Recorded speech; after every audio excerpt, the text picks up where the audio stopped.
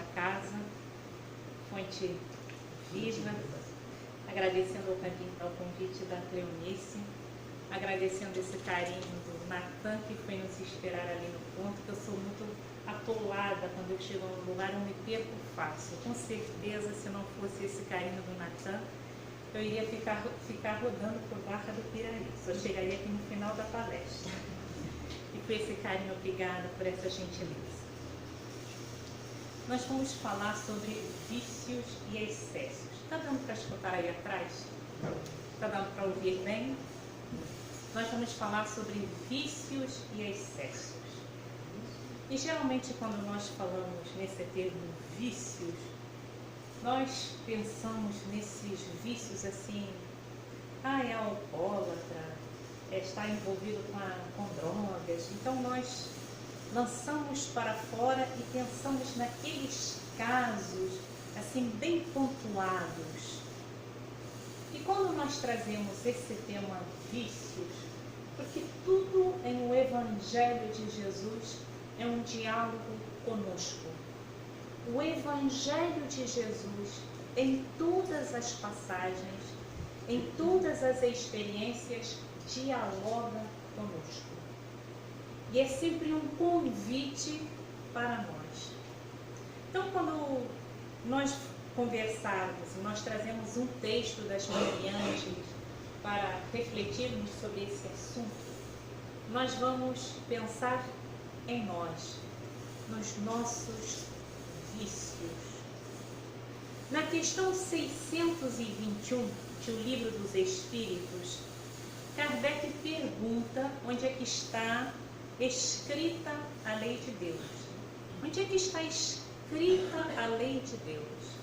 E os espíritos superiores respondem que está na consciência. Então, a nossa tarefa é de, o tempo todo, nós estarmos cutucando a nossa consciência para que, em todos os atos, nós possamos imprimir a lei de Deus. É um desafio. No mínimo que nós fizermos, nós vamos aprender a colocar a lei de Deus. Nisso nós vamos evoluindo, nisso nós vamos desenvolvendo e vamos também seguindo aquela orientação que Jesus nos disse, que o reino de Deus está dentro de nós e que nós devemos procurar, antes de tudo, o reino de Deus. Que é no altar da nossa consciência, no nosso eu profundo, que está o reino de Deus. Todos nós trazemos um reino de Deus que, na grande maioria das vezes, ele ainda está oculto por hábitos, por escolhas que nós fizemos equivocadas. Então, muito desse afastamento das leis de Deus, ele acontece porque nós mantemos pensamentos viciados. Quase todos nós, sem exceção, nós trazemos pensamentos, ações viciadas. Todos somos viciados. São pequenas posturas, são pequenos hábitos, são pequenas manias, e nós empatamos em coisas assim tão elementares e não caminhamos. E para nós dialogarmos sobre esse assunto, vícios e excessos, nós trazemos um texto da Joana de Ângeles, que está no livro Luz nas Trevas, é de 2018. O último livro da Joana de Ângeles é de 2021, Vida Plena. E nesse texto, é a lição 24, intitulada Vícios Perturbadores. E Joana de Ângeles começa dizendo: todo hábito que se arraiga, gerando dependência prejudicial, é um vício perturbador que se origina, imprimindo-se no inconsciente e transformando-se em necessidade imperiosa que escraviza. Então ela começa dizendo: todo hábito que se arraiga, todo hábito, todos trazemos hábitos. Então, hábito, reclamar, é um hábito. Se a pessoa ela tem um hábito de reclamar, aquilo vira um vício. Só que a questão não é só reclamar. Quando alguém tem o hábito de constantemente reclamar, ele manda um comando para a sua mente.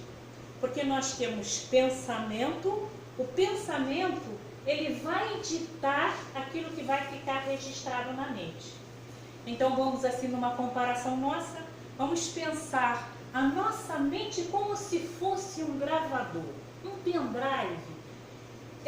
E quando nós temos o nosso pensamento, ele está constantemente voltado para a reclamação. A nossa mente registra essa reclamação e ao reclamar constantemente, ele bloqueia outras informações que sejam mais positivas e mais saudáveis. Então, a pessoa que chega em determinado lugar, e nós conhecemos várias pessoas que são assim, e a gente tem que se policiar para não estar nesse pacote. Se ela está sempre reclamando, o olhar dela, como ela já mandou um comando mental de reclamação, quando ela chega num determinado lugar, ela vai enxergar aquilo que vai gerar esse dispositivo para reclamar. E aí ela bloqueia aquilo que pode ser mais positivo, que pode ser mais produtivo. Então é aquela pessoa que chega a um determinado lugar e ela consegue enxergar, como se diz, lá o buraco lá, que é coisa mínima. E ela enxerga que é a trave, vamos lá, a trave lá, o cisco, né? Ela enxerga. Então, quer dizer, hábitos que nós vamos internalizando. Às vezes nós internalizamos o hábito de deixar para depois. Depois eu faço. Não, depois eu faço, aquilo vai ficando para sempre. Depois eu estudo, depois eu vou lá fazer. É vício. Chegar atrasado ou chegar atrasada é vício. Eu costumo falar que eu duelo. Eu tenho um duelo com o relógio. Eu e o relógio duelamos. Eu já fiz cada aventura que isso acho que foi a própria lei da vida para me obrigar a ser assim mais assídua e a criar compromisso, que por muitos anos eu precisei acordar às 5 horas da manhã, que eu trabalhava cedo. E pegava o ônibus, e o ônibus não espera. E eu já fiz o trajeto de minha casa, se eu fosse assim, se alguém filmasse as corridas que eu já fiz, para chegar de casa à rodoviária, para não perder o ônibus, aquilo seria assim uma coisa hilária. E eu começava, toda vez que eu chegava atrasada, eu tinha uma justificativa. Eu cheguei atrasada porque alguém telefonou na hora, eu cheguei atrasada porque um parente pediu alguma coisa, eu cheguei atrasada porque eu não consegui terminar uma leitura. Eu sempre tinha uma justificativa. E aí eu comecei a perceber que, na verdade, quem tinha que bloquear, porque essas justificativas, onde eu chegava, gente, desculpa, eu cheguei atrasada, aconteceu isso, eu sempre falava isso. Eu me tornei, a minha mente, ela criou essa questão de atraso, porque a justificativa, toda vez que nós fazemos alguma coisa errada e nós justificamos, isso é um vício. Nós estamos mandando um comando para a nossa mente que nós não podemos mudar aquilo, porque aquilo é externo, que aquilo não depende de nós. Então, o que a postura? Ah, eu cheguei atrasada porque peguei um trânsito. Sai mais cedo. Ah, eu cheguei atrasada porque alguém ligou. Se alguém ligar, nós vamos falar educadamente. Você me desculpe, eu não posso conversar com você agora, que eu tenho um compromisso lá no Centro Espírita Joana d'Arc. Então, quer dizer, nós vamos criando são coisas pequenas no cotidiano. E nós vamos nos justificando. São vícios. E aí nós não saímos. Por isso é que ela fala assim, todo hábito que se arraiga, que cria raízes em nós, ele nos condiciona a agirmos daquela forma. E nós vamos agir daquela forma porque nós mandamos um comando que nós precisamos agir naquele, vamos dizer assim, dentro daquela formatação. Tá dando para entender? Só que de tanto nós mandarmos esse comando, a impressão que tem é que nós não podemos dominar aquilo. Nós vivemos uma época, são vícios, a nossa mente, ela, entre aspas, ela é ardilosa. Tinha uma terapeuta que ela dizia assim, cuidado com a sua mente ardilosa. Eu custei a entender essa coisa de mente ardilosa. Mente ardilosa, sim. Por quê? Porque nós criamos, nós imprimimos para nós aquilo que vai nos comandar e vai nos direcionar. E aí nós reclamamos. Só que nós estamos reclamando sobre algo que nós mesmos projetamos para nós. Então, quando alguém, por exemplo, diz assim, nós já escutamos algumas pessoas dizerem, eu tenho dedo podre para o amor. É uma expressão assim tão... né? Não sei, aqui em Barra não sei se tem essa expressão, só sei lá de Valença. Eu tenho dedo podre para o amor. A gente não sabe o que vem um dedo podre. Dedo podre para o amor. Aí ela fala assim, dedo podre para o amor, teve um relacionamento infeliz, não deu certo, depois teve outro relacionamento que não deu certo, disso também veio um outro que não deu certo. E aí vai entrando, vamos dizer aí, num círculo vicioso de relacionamentos que nunca dão certo. Tirando essa, vamos dizer assim, essa constatação de que nós estamos num planeta de provas e expiações, nós estamos aprendendo. Portanto, os nossos relacionamentos, eles são criações. Então, eles sempre vão nos trazer desafios, porque nós também somos, vamos dizer assim, trazemos as nossas complexidades. Mas quando alguém diz que tem o dedo podre para o amor, ele está mandando um comando para a sua mente. Mandou porque a mente é neutra. A mente, ela não consegue discernir o que é certo, o que é errado. A mente, ela funciona como um mata-borrão que recebe informações.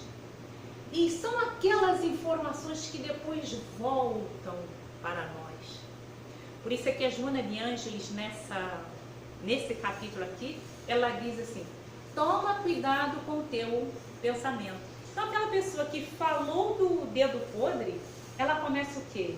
Ela realmente começa a atrair relacionamentos desse tipo, porque é o que ela reconhece, é o que a mente dela reconhece como aquilo que ela merece. Estamos vendo assim a nossa responsabilidade, o nosso compromisso com a nossa mente. E quando Jesus nos diz que o reino de Deus está dentro de nós, e nós encontramos lá em Kardec dizendo que a lei de Deus está inscrita na nossa consciência, é porque nos menores hábitos, nas menores coisas, nas nossas palavras, nós precisamos estar constantemente nos desafiando a trazermos para essas expressões, trazermos a nossa essência divina. Então, se nós vamos falar alguma coisa mais negativa, nós vamos voltar atrás, vamos mudar aquela expressão e vamos falar algo positivo. Mas aí nós também podemos perguntar, mas eu vou falar alguma coisa que não é verdade, não é assim. Nós vamos projetar na nossa mente aquilo que nós estamos em condições de fazer e que é saudável para nós. no início do ano, nós ficamos assim muito propensos às mudanças. E nessas mudanças que nós fazemos, nós devemos colocar o nosso pensamento, que tudo começa com o nosso pensamento e o que nós registramos na nossa mente. Por isso a Joana de Ângeles diz: todo hábito que se arraiga, gerando dependência prejudicial. Não é o hábito, tem um hábito saudável. O hábito de ser gentil, o hábito de saber esperar. Tem uns hábitos. Ela fala desses hábitos que são prejudiciais. E é uma predisposição que nós criamos de reclamar. O Júlio César Grande Ribeiro, ele está na Pátria Espiritual, e eu guardo muito, vamos dizer assim, a vida dele, porque foi depois que eu assisti uma palestra dele, isso foi em janeiro de 95, depois que eu assisti a palestra dele, eu falei assim, eu quero ser espírita, que era uma época que eu tinha saído da religião católica, eu estava procurando uma outra religião, fui a várias outras, e elas não me falavam o coração, eu não conseguia me identificar. E eu fui a essa palestra do Júlio César Grande Ribeiro. Quando ele terminou a palestra, o meu coração bateu e disse: é o que eu estou procurando, é o que eu quero. E foi amor que eu espero para a vida toda, para a eternidade, né? Acho que com o tempo nós sabemos que a religião ela nos liga a Deus. Então ele fala muito dessa predisposição. Foi um exemplo que ele deu dessa predisposição de quem não quer reclamar, de quem quer buscar sempre construções mais felizes. Então ele diz que o marido chega em casa e a esposa fala para ele: olha, o arroz queimou, mas o feijão também queimou. E ele vira-se para ela e fala: não tem problema, meu bem, gosto de arroz queimado e feijão queimado também. Quer dizer, é que ela cortou, né? Busca sempre aprender a ver.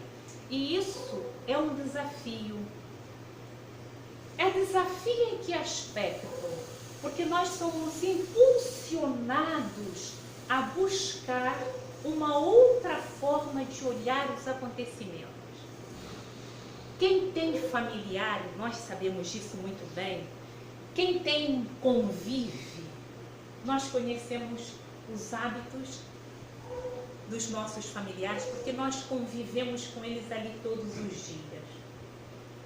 Então, quando o familiar vai falar alguma coisa, como nós já o conhecemos, às vezes a gente não deixa nem o familiar terminar e a gente o que fala? Já sei o que você vai falar.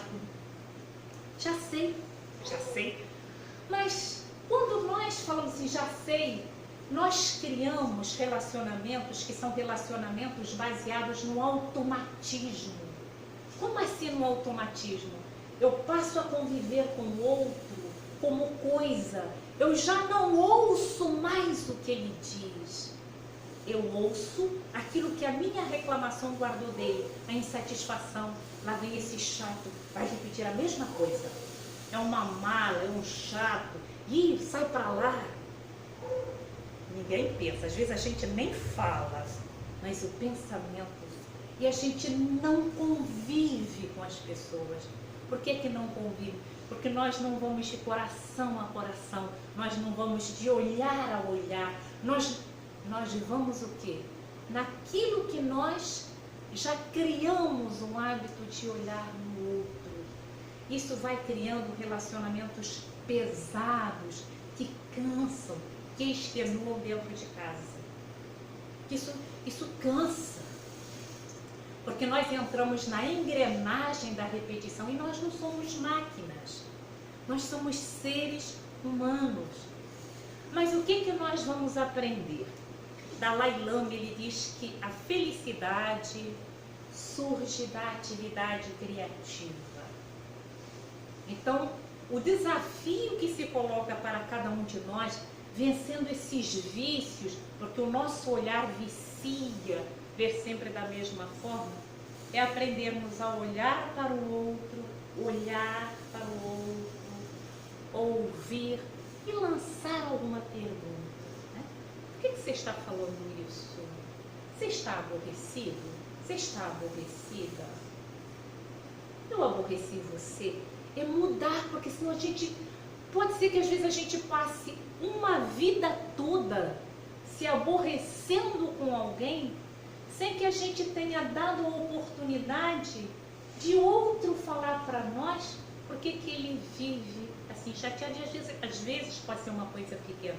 Às vezes nós estamos aborrecidos com o outro, mas o outro também está aborrecido conosco. Quer dizer, vamos dizer assim, é de desconstruir a nossa mente.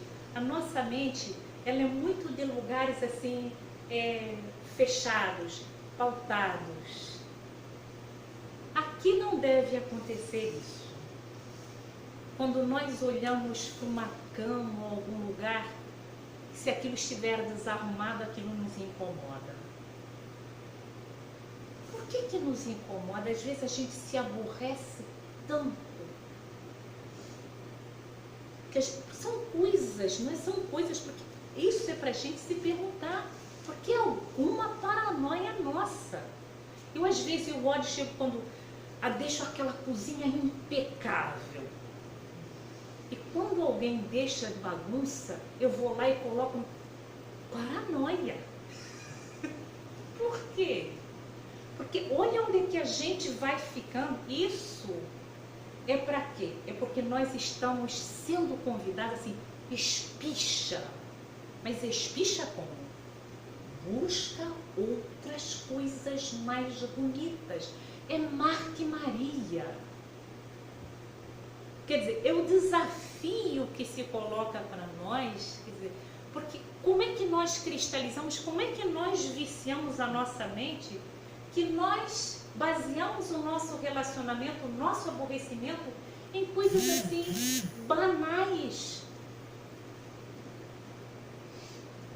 Por que nós cristalizamos, viciamos o nosso olhar em coisas banais? Porque nós estamos vazios do reino de Deus dentro de nós. Porque o reino de Deus dentro de nós, ele ainda está... Nós estamos lá no tijolinho, nós estamos lá muito no princípio. Porque quando nós começamos a ver as belezas, quando nós passamos pelo atendimento fraterno, e a gente se inclui, a gente não está fora do pacote não. A maioria dos aborrecimentos, eles são em coisas pequenas. Tem uns casos assim mais sérios, mais complexos, mas é muita coisa pequena. Por isso é que, enquanto nós, qual é a nossa tarefa? É irmos cultivando o reino de Deus, o evangelho de Jesus, porque o nosso reino de Deus, ele ainda está ocultado por essas escolhas menores. O que nós vamos fazer? Se nós estivermos, porque tem dias que nós estamos assim mais propensos ou a nos aborrecermos, se nós percebermos isso, vamos sair, vamos dar uma caminhada, vamos apreciar a natureza, vamos visitar alguém que esteja doente, vamos conversar com um idoso solitário, vamos preencher o nosso eu com ações mais nobres, que nós estamos sempre ali repetindo nessas coisas, vamos dizer assim, e elas desgastam, é um marasmo do dia a dia. Nós temos um vício, que é um marasmo do dia a dia, é um vício. Porque é aquela coisa assim, é o trabalho rotineiro, é a conversa rotineira, é a ação rotineira, é um vício. E nós somos desafiados pelo Evangelho de Jesus, um caminho indispensável. Nós conversamos muito esses assuntos. e conversamos para aprender. Estava conversando com uma amiga. Um dos caminhos indispensáveis é meditarmos, é orarmos e meditarmos. Nós criarmos o hábito da meditação. É criar hábito, é viciar-se no sentido positivo na meditação. Porque na meditação nós começamos a silenciar, porque a Joana de Ângeles, o que ela vai nos dizendo, e nós temos outros textos também que nos afirmam isso, nós vamos entulhando o nosso inconsciente com esses, é um pequeno desagrado, vamos dizer assim, uma insatisfação, é alguém que a gente não gosta, e nós vamos entulhando tudo isso. É alguma frustração, é alguma coisa que foi mal resolvida, nós vamos entulhando isso o quê? Dentro de nós. Quando nós entulhamos muito o nosso eu, o que nós precisamos fazer quando a casa está muito bagunçada? Faxina. E uma das formas de fazer faxina é meditar, porque pela meditação nós aprendemos a silenciar e os espíritos benfeitores, eles vão permitindo que as informações superiores, elas adentrem o nosso eu e esses registros, essas informações mais densas, elas comecem a ser diluídas. Oração, meditação, hábitos que nós precisamos trazer, porque não tem outra alternativa. Ninguém faz isso no nosso lugar. Uma mãe, alguém que goste muito de nós, eu gosto muito do meu filho, eu gosto muito lá da minha irmã, eu gosto muito da minha mãe. Esses mecanismos, porque é um trabalho interno. A nossa casa mental, ela precisa passar por essa tarefa, essa reorganização, só nós podemos fazer.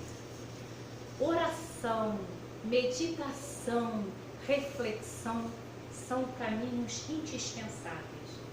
Porque aí a nossa casa mental, ela começa a expelir, ela começa, vamos dizer assim, a diluir essas emanações mais densas do inconsciente, e o nosso superconsciente, o nosso reino de Deus, ele começa também a aparecer. Porque o reino de Deus está dentro de nós. Só que o reino o reino de Deus, ele está lá escondido atrás da bagunça. A nossa bagunça mental não permite que nós vejamos o reino de Deus. Isso é uma constatação, é um convite que todos nós recebemos da espiritualidade superior, que nós possamos fazer essa caridade conosco.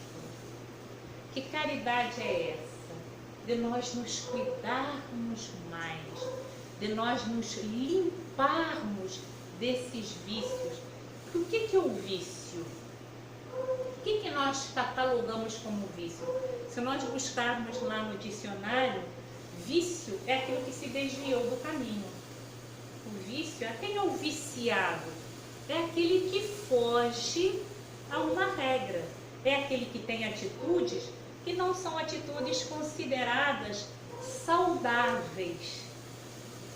Se nós estamos aqui num templo espírita, o que é vício? É aquilo que foge às questões morais. É aquilo que infringe a nossa essência mais bonita. E aí os vícios, eles têm várias gradações. Mas se nós não nos cuidarmos, nós não sabemos as consequências. Porque quando os problemas se manifestam, nós somos aí assinalados a buscarmos recursos. E a Joana de Ângeles ainda diz que os vícios, eles começam na mente ociosa em forma de ideia prazerosa. Fixam-se, absorvendo a atenção e espraiam-se impedindo que o pensamento se renove dentro da programação normal. Começam na mente ociosa em forma de ideia prazerosa. A mente ociosa, ela geralmente, ela resiste a fazer esforços para pensar, para vencer. Um exemplo de mente ociosa. Nós vamos ler um texto, mas aquele texto, ele numa primeira leitura, a gente lê o texto, mas numa primeira leitura fala assim, que texto difícil. Se a mente é ociosa, o que faz com aquele texto? Encosta. Mas o que eu vou fazer com o texto? Vou decifrar o texto. Vou ler uma vez, vou ler 2 vezes, vou ler 3, vou buscar alguém que me ajude a interpretar. Eu não vou permitir que a minha mente ela seja ociosa. Porque a nossa tendência é a da acomodação. A nossa tendência é de buscarmos o que é mais fácil. Nós somos espíritos que passamos pelos outros reinos. Está lá na questão 540 de O Livro dos Espíritos. Do átomo ao arcanjo. Então, quer dizer, nós estagiamos no reino mineral, né? Nós estagiamos por esse reino. Então, nós trazemos essa coisa do instinto, da sensação. Isso fala mais alto em nós. Então, se eu estou um tempo chuvoso, aquele friozinho, está um filme agradável em casa e tem palestra no centro, o que eu vou escolher? Vou ficar em casa. Sabe, eu queria tanto ir ao centro, mas choveu, sabe? Coloca lá o meu nome. Mas o que eu vou fazer? A gente pode, o outro vai orar, pode fazer isso, mas o que é? Um mecanismo intransferível. Como é que eu vou vencendo a minha mente ociosa? Se estiver chovendo, eu vou trabalhar. Porque se eu faltar ao trabalho, eu vou ter alguma complicação. Não posso faltar. Então está chovendo, eu vou para o trabalho. Está chovendo, vou para a casa espírita. Porque o salário que eu recebo na casa espírita é um salário sem valor. Porque o relativo equilíbrio que eu consigo graças ao que eu recebo, o que a doutrina espírita me traz. O estudo da doutrina espírita vai clareando a minha mente, vai me trazendo informações que fazem com que eu possa interagir com menos desequilíbrio, com mais buscando outros caminhos, graças à doutrina espírita. Então não é porque você é fanática, não é porque mas você vai estar chovendo, vai assim mesmo? Vou, pelos benefícios. Então nós vamos aprendendo, assim, começam na mente ociosa, porque às vezes muitos já sabem o que é necessário fazer para mudar, mas a preguiça acaba falando mais alto. Nós sabemos às vezes que precisa buscar um profissional para nos ajudar, nós sabemos que precisamos fazer o exercício lá físico, o exercício mental. Quer dizer, ela fala assim, começa na mente ociosa, porque nós tendemos à acomodação. Então, é uma tarefa de vencermos a nossa acomodação. Vencer a acomodação é um desafio. Nós temos, vamos dizer, são índices assim, tristes, mas estatístico. Vamos dizer assim, a porcentagem daquelas pessoas que são alfabetizadas, mas que não interpretam em profundidade um texto é muito grande. Por quê? Porque ler, isso dá o quê? Dá trabalho, eu tenho que vencer a ociosidade. Nós escutamos pessoas na casa espírita assim, eu não gosto de ler. Eu não gosto de ler. A leitura é um mecanismo fundamental para arejar a nossa mente.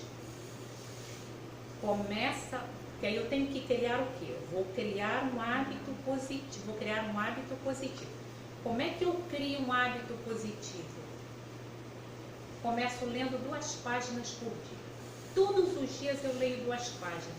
Me dá sono, fica em pé. Por que que dá? Porque a impressão que dá é que o sono é que nos manda. Ou quando às vezes alguém diz assim, eu tinha uma colega nossa e ela dizia assim, me deu uma vontade de assaltar a geladeira. E aí nós vamos encontrar lá no Evangelho, no capítulo 9, dizendo que não é o corpo que tem essas vontades, é o espírito. Lá no capítulo 9, né? O corpo não dá cólera àquele que não a tem. Aí eu fiquei irritado, mas foi uma coisa, é nosso. Então, quer dizer, esse trabalho é nosso, mas isso é muito positivo. É positivo em que sentido?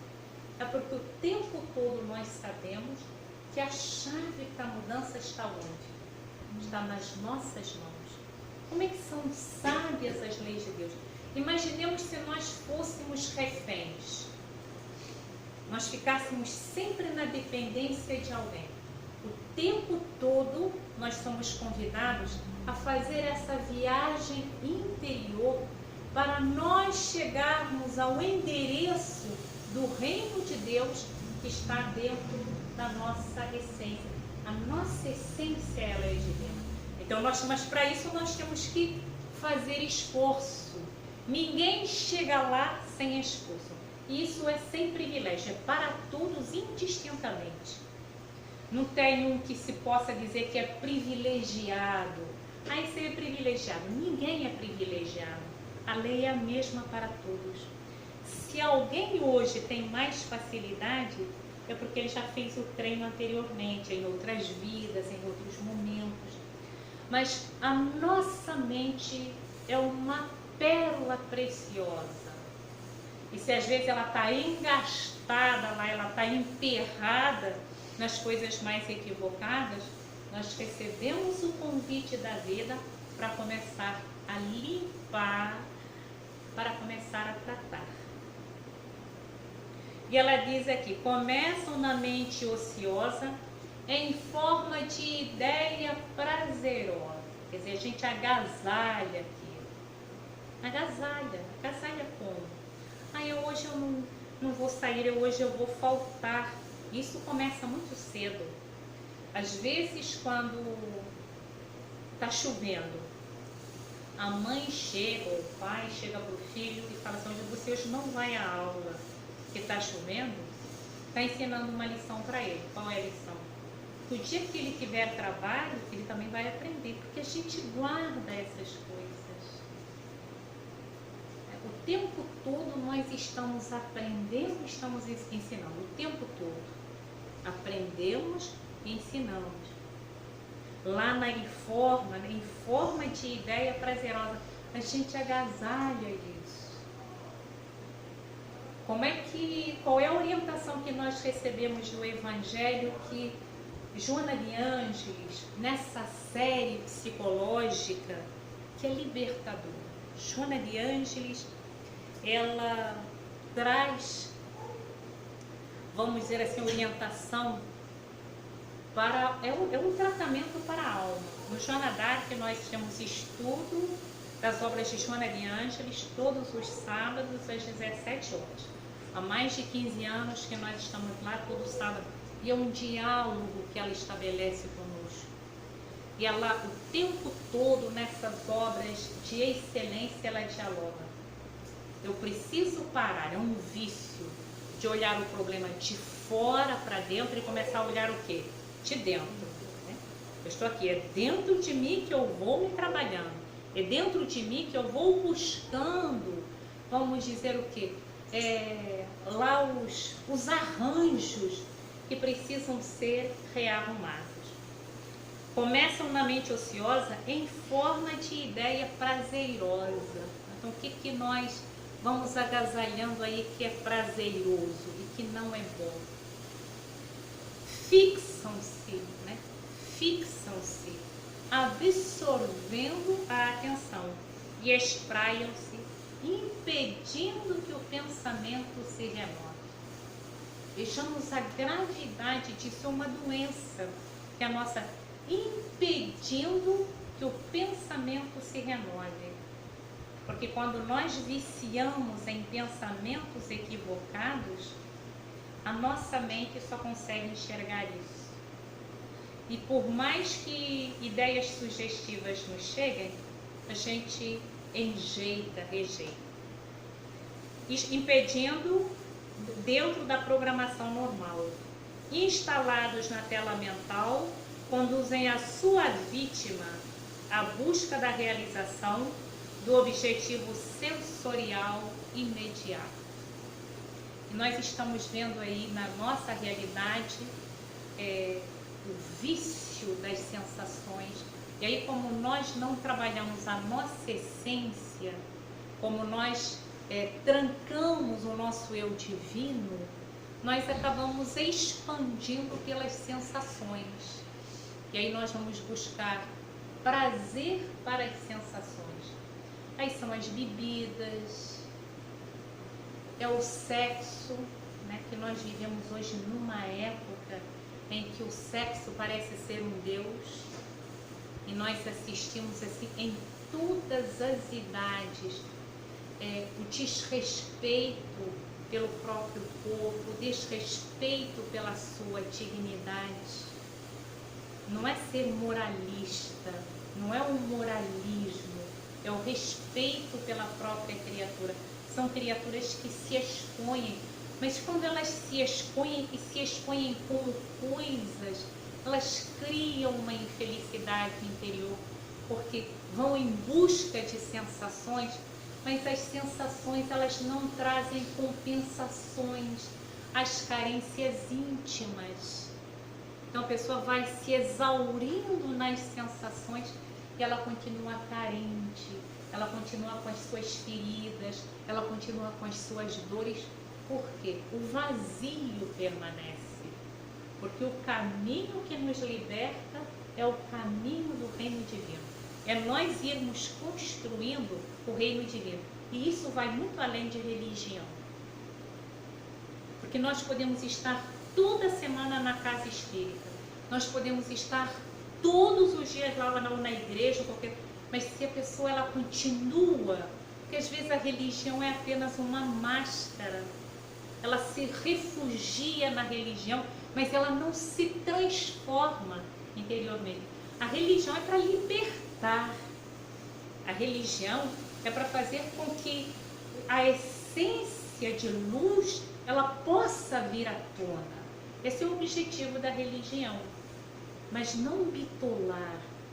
Se eu não faço esse percurso, se eu não vou em busca desse caminho, a pessoa permanece no vazio. A boa leitura, a meditação, a oração, a reflexão, a boa leitura, essa busca de consciência. Como é que é essa busca de consciência? Aprendermos, nós estamos numa época de muitas ansiedades, aprendermos a estar onde estamos. Porque nós estamos num lugar, mas pensando em outras coisas, a mente ela viaja, então nós não estamos onde estamos. Então essas orientações, elas são o tempo todo para nós, isso é receita, aí é receita, todos os dias. Quando nós vimos assim, soltou demais, nós vamos buscando. E a própria espiritualidade, quando ela percebe que o nosso desejo é sincero, quando nós extrapolamos, ela vem, ela nos puxa. Assim, vem, ela dá um freio, que nós